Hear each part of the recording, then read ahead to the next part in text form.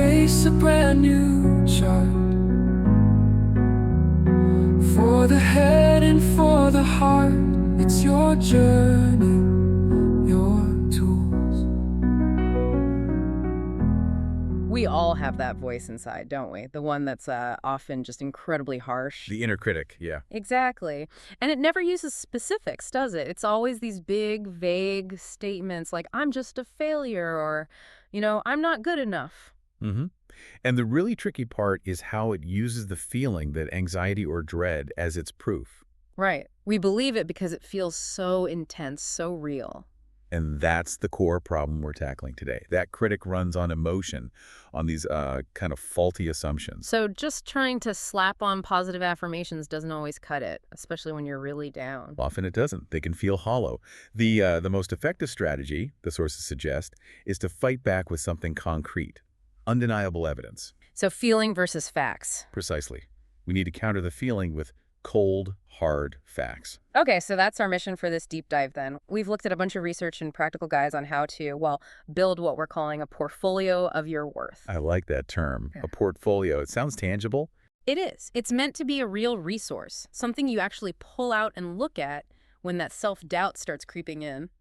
Think of it as like intellectual self-defense. You're deliberately gathering proof. Proof of your skills, your resilience, your positive impact. So we're going to walk through how to gather that proof, how to organize it so it's actually useful. And critically, how to use it, how to make it an active tool for building a more solid sense of self, one that isn't just, bouncing around based on what other people think. All right, let's get into the strategy first. Why actually build a portfolio? Why not just, work on feeling better? Well, feeling better is usually the result, not the starting point. We need to understand what we're up against, psychologically speaking. You mean our basic wiring? Yeah, exactly. We humans have this built-in negativity bias. Our brains evolved to focus on threats, mistakes, problems, because back then that kept us alive. Okay, survival mechanism. Makes sense. So it's just fundamentally easier for our minds to remember and list failures or weaknesses than it is to recall and list successes or strengths. That explains why if you ask someone, what are your weaknesses? They can probably list a few right away. But ask, what are your strengths? And often there's this pause, this hesitation. Exactly that. So this portfolio idea is designed to consciously counteract that bias. It takes deliberate effort to collect the positive data. And it's important to stress this isn't about becoming arrogant or boastful. Not at all. It's about accuracy. It's grounding your self-perception in reality, in measurable evidence, instead of just listening to those old, distorted, threat-focused stories your brain might be telling you. So we're basically building a case file, proof of competence. That's a great way to put it. You're gathering proof of capabilities. Okay, let's gather some evidence then. The sources lay out a few key exercises. Where should we start? Let's start with the you at your best narrative. This is about mining your own experience for specifics. Specifics, not generalities. That seems key. Absolutely. This is usually a journaling exercise. The goal is to recall one particular time, a specific event or situation where you felt really effective, where your actions felt right, aligned with who you are, and you felt genuinely proud. The power is in the detail, you said. So just saying, oh, I gave a good presentation last quarter isn't enough. Way too vague. You need to almost relive it on the page. What was the situation? What exactly did you do? Step by step. What specific actions showed, say, creativity or determination? And how did you feel? What was the outcome? Yes. Yes. All of it. The concrete result is important too. Okay, so you write the story down in detail. Then what? Then comes the analysis. You put on your, detective hat, you read back through your own story, and you highlight the specific character strengths you demonstrated. So pulling out things like perseverance, or maybe empathy, or leadership. Exactly. Maybe you showed perseverance because you stuck with a tough problem. Maybe you showed social intelligence by navigating a tricky team dynamic. You're looking for the undeniable proof points within your own story. And this isn't just a feel-good exercise, right? There's actual research on this. Oh, absolutely. It's fascinating stuff. Studies show that doing this regularly, reflecting on and writing about these best self moments, it does more than just give you a temporary boost. Okay. It can significantly reduce symptoms of depression and actually increase your overall happiness and well-being for, like, months afterward. Wow. For months. How does that work? Because you're essentially retraining your brain. You're building new neural pathways, teaching your brain to actively recognize and prioritize evidence of your own success and effectiveness. That's powerful, literally changing your brain by reflecting on your wins. It really is. Okay, so that's looking inward. What about exercise 2? The reflected best self-portrait. This sounds like bringing other people in. It is. And it's crucial because, well, we often miss our own positive impact, don't we? We're too close to it. Or the inner critic just shouts louder. So we need outside perspectives. How does this work? It's pretty structured. First, you identify maybe 10, maybe 20 people who know you from different parts of your life. Like work colleagues, friends, family, maybe people you volunteer with. Yeah, a good mix is ideal because they see different sides of you. Then you reach out to them. And you don't just ask for vague compliments, I assume? Definitely not. That's too easy to brush off. You ask for something specific. You say something like, could you share a story about a time you saw me at my best? Or, can you describe a specific situation where I had a positive impact on you or the situation? So you're asking for narrative data, again, stories. Yes, you want behavioral examples, objective data points from their perspective. That sounds potentially quite revealing. But what if the feedback seems contradictory? Like maybe my boss praises my analytical skills, but my partner highlights my spontaneity. Well, that's actually really valuable information. It likely means you adapt your strengths to the context. Maybe analytical is your go-to strength in a professional setting, while spontaneity or flexibility shines more in your personal life. Ah, okay. So it's not contradictory, it's just multifaceted. Exactly. You look for the recurring themes or patterns across all the feedback. Maybe several people mention your ability to stay calm under pressure, or your knack for explaining complex things simply. If diverse sources point to the same quality, Then that's pretty solid evidence. very solid evidence of your positive impact. All right. And the third exercise for gathering evidence, formal strengths assessments. For people who like more structured data. Precisely. These are scientifically validated tools. The one often mentioned in positive psychology is the VIA Character Strengths Survey. VIA, what's that? It stands for Values in Action. Yeah. It's free. You can do it online in about 15 minutes.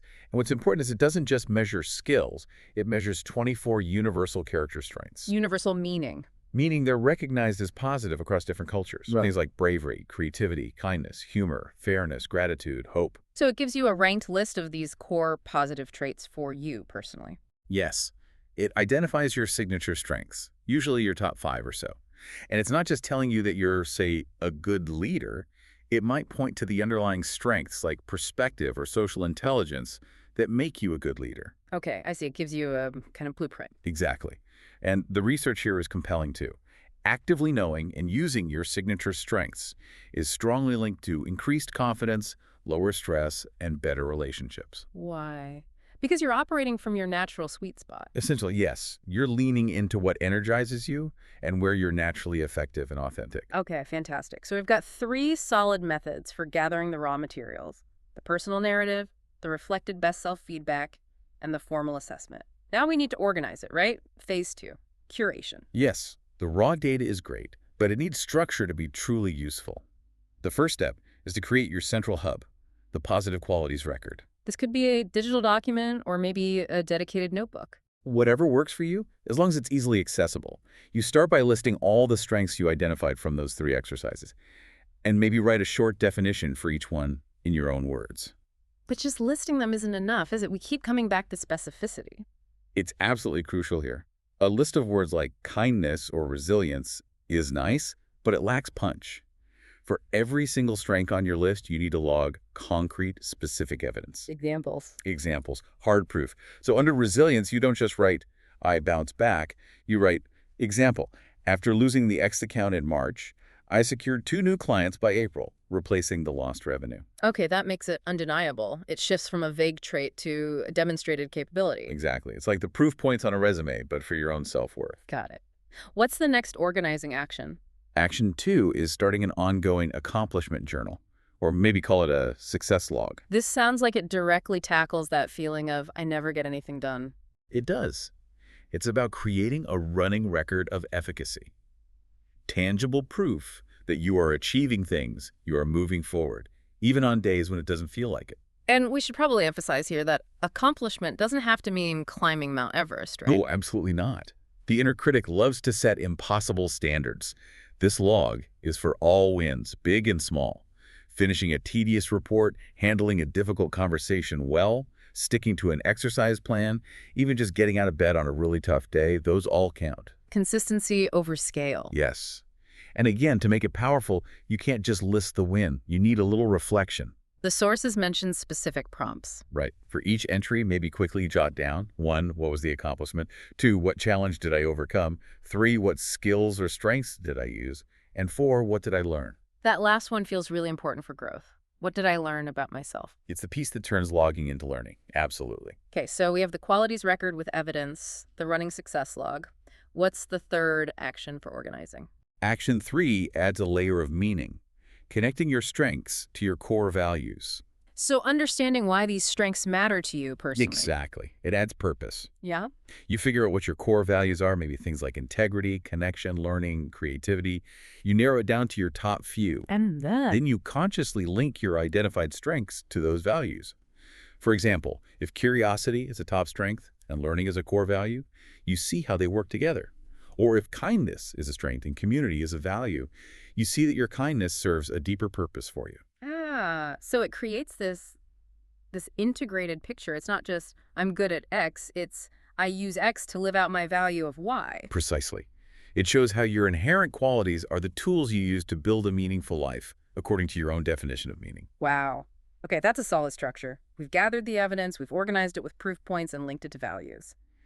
Now, the crucial part, phase 3, using the portfolio. It can't just sit there. No, it has to be an active tool. The first application is perhaps the most direct, using it as a counter-narrative when self-doubt hits hard. So when that inner critic starts yelling. You don't just try to argue with the feeling. You pull out the facts. The sources talk about evidence-based cognitive restructuring. I like that phrase. So how does that work in practice? If the critic says, you completely failed at that project, you open your accomplishment journal and you read 3 specific entries about recent successes, big or small. You remind yourself of your actual track record. So you're literally replacing the vague, negative generalization with specific, positive data points. Yes. If the feeling is, I'm just not capable, you look at your positive qualities record and the concrete evidence log there. If it's, nobody values me, you reread the feedback from your reflected best self exercise. You use the objective data to challenge the subjective fear. It's like having your rebuttal evidence ready to go. Exactly. Immediate, targeted intervention. Okay, that's reacting to doubt. What about application 2? Using it proactively. Yes, as a confidence booster before challenging situations. Don't wait for the doubt to kick in. Like before a job interview. Or big presentation. Or even a difficult conversation you're dreading. Take just, say, 3 to 5 minutes beforehand. Quickly review your top few strengths from the qualities record. Maybe read one compelling success story from your log. Priming the pump with positive evidence. Right. It's like a preemptive dose of self-efficacy. It sets a more competent baseline before you even start. Makes sense. And application 3. This seems really strategic, using the portfolio as a guide for growth. This is where it moves beyond just defense and becomes a tool for actively shaping your future. Your portfolio reveals patterns about what activities genuinely use your best strengths and bring you satisfaction. Well, if you consistently find that your logged accomplishments and proudest moments involve, say, mentoring others or solving complex analytical problems, but your current role has you doing mostly routine tasks, the portfolio highlights a mismatch. It shows you where your natural energy and talents lie. So it can guide career choices or even just how you shape your current role. Absolutely. It helps you make intentional choices. If you see that using your strength of strategic thinking consistently leads to your biggest wins and feelings of fulfillment, you can actively look for more opportunities to use that strength. And maybe learn to say no to things that constantly drain you because they don't align with those strengths. Exactly. It helps clarify your path forward, aligning your actions with your authentic strengths and values, which ultimately leads to more sustainable energy and satisfaction and less chance of burnout. It really brings it full circle. You start by countering the negative voice and end up using the same evidence to proactively build a more fulfilling life. That's the goal. This is such a practical, empowering process. We've gone from those vague, often toxic generalizations from the inner critic to building this incredibly specific, curated, factual record of your own capabilities, your resilience, your worth. It really feels like building this portfolio is an act of, well, self-respect. It truly is. It's ongoing self-care, turning self-perception from something passive and emotional into something active and evidence-based. So to wrap up, what's a final thought for our listeners to take away from this deep dive? We talked about that research showing how powerful just reflecting on those single best self stories can be for long-term happiness. Right. So, building on that, here's something to consider.